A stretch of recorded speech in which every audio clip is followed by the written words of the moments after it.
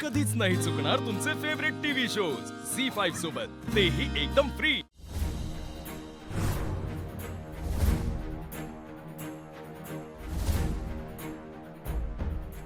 तथ्य नसल तर आम्ही त्यांच्यावर उलटी तक्रार करणार।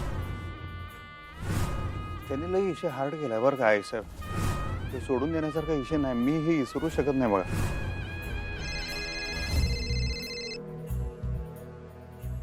बोला इराबाई, काय म्हणताय? बरंच काही म्हणजे इथे बरंच काही चालू आहे काय खबर? मॅडम, एकदम ब्रेकिंग न्यूज आहे। बोला की। आमच्या घरात सध्या एकच विषय चालू आहे, तुमच्या विरुद्ध केलेली तक्रार। त्याचं काय आता? मॅडम, ताई तक्रार मागे घेतीये। काय माग घेतात? हो ना, म्हणजे आम्ही जाऊन तक्रार केली हे जेव्हा तिला कळालं तेव्हा ती खूप भांडली आमच्याशी। मग मी पण खूप भांडले तिच्याशी, पण शेवटी ती जाऊन तक्रार मागेच घेऊन आली। बरं झालं आम्हाला हे सांगितलं तुम्ही। पण मॅडम अहो, आता जर ताईने तक्रार मागे घेतलीये तर जीजू खुश होतील ना आणि तिला माफही करतील। मग तसं होऊ द्यायचं नाही। मग मॅडम, आता तुम्ही काय करणार आहात? तुम्ही फक्त माहिती द्यायची, आम्हाला प्रश्न विचारायचे नाहीत। हो मॅडम। झाली माहिती देऊन का अजून काय आहे? हो झाली। ठीक आहे। हा मॅडम, ते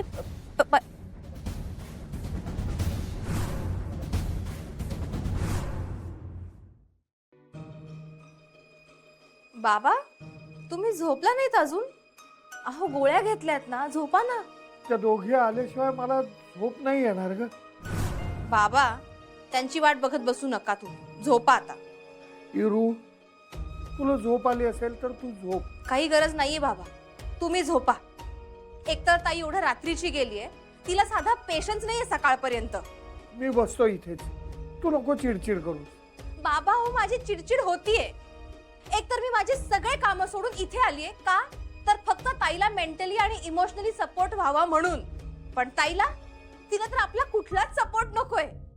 त्या सूर्यवंशींनी ताईला कितीही हकललं ना तरी तिला फक्त तेच पाहिजेत। बाबा, मी तुम्हाला सांगते, जर माझा नवरा असा वागला असता ना माझ्याशी, तोंड बघितलं नसतं त्याचं। इरा, हे बघ, शांत हो आता। आणि आणखीन एक, हे बघ, अक्षू आली ना की तू तिला काहीही बोलू नको। बाबा, काय बोलणार आहे आता? जे करायचं नव्हतं तेच बरोबर करायला गेलीये ना ती। ज्याची गरज होती तेच केलंय।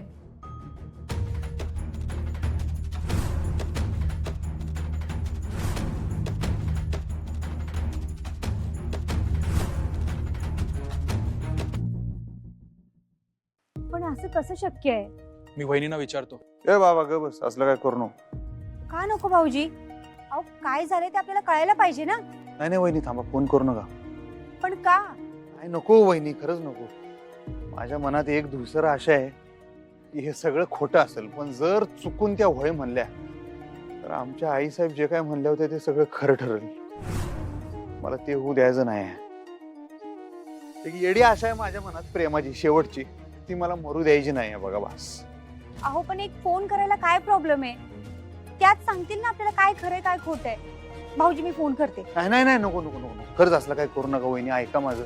मला ते फोनवरचं ऐकायला पण भीती वाटायला लागली माहितीये का आता। काय सगळं उलटच व्हायला लागले रे ओम, त्या मास्तरीन बाईं विषयीचे सगळे अंदाज सगळे चुकीचेच ठरतात।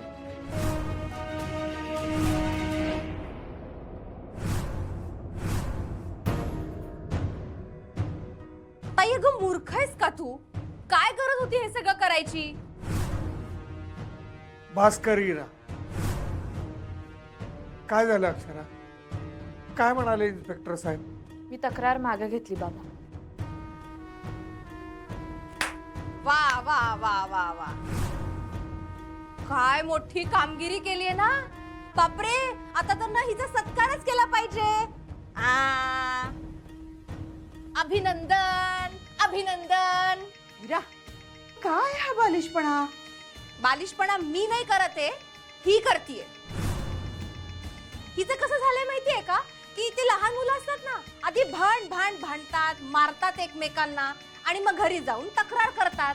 मग पालक चिडतात आणि मग पालक चिडले की मुलं स्वतःच घाबरतात आणि मग म्हणतात आम्ही नाही केलं. हिचं असं झालंय. तक्रार मागे घेतलीये हिने कारण भुवनेश्वरी मॅडमना ही घाबरली. मी कुणालाही घाबरून वगैरे तक्रार नाही मागे घेतलेली. हो, मग तक्रार मागे का घेतली सांग बरं. कारण मला नातं महत्वाचं आहे. आमचं अधिपती महत्वाचे आहेत माझ्यासाठी.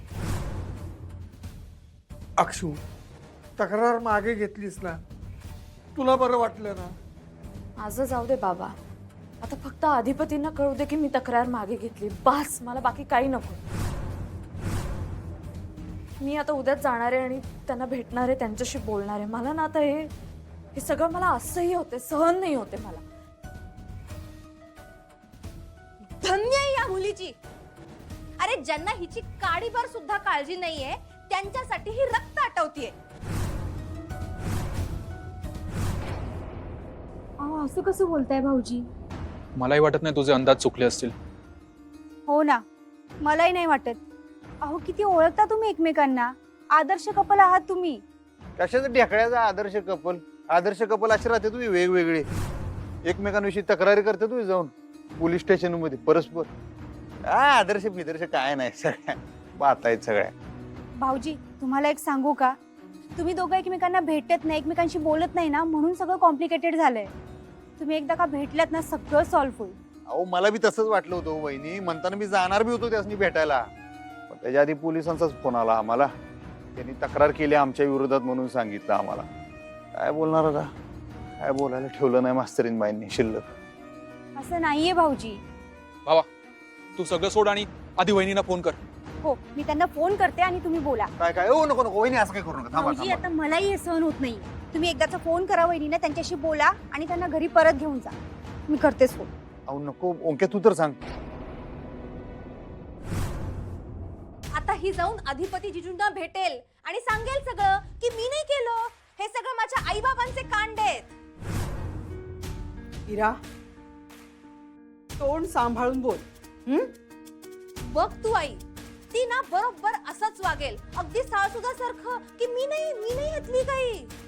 इरा बस बस कर आता.